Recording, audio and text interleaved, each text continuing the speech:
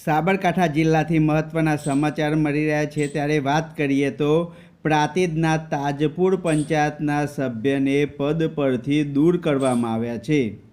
પંચાયત સદસ્ય શૈલેષ ચૌધરીને ટીડીઓએ પદ પરથી દૂર કરવાનો હુકમ કર્યો છે। ત્યારે 3 સંતાનો હોવા છતાંય ખોટું એકરારનામું રજૂ કરી ચૂંટણી લડ્યા હતા।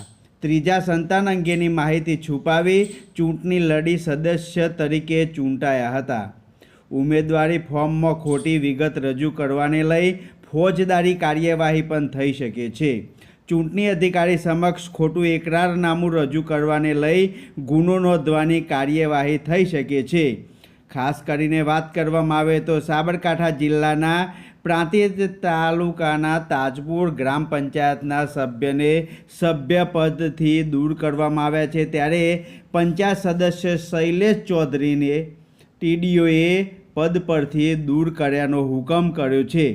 3 સંતાનો હોવા છતાંય ખોટું એકરારનામું કર્યું હતું। રાજ કમલસિંહ પરમાર, સાબર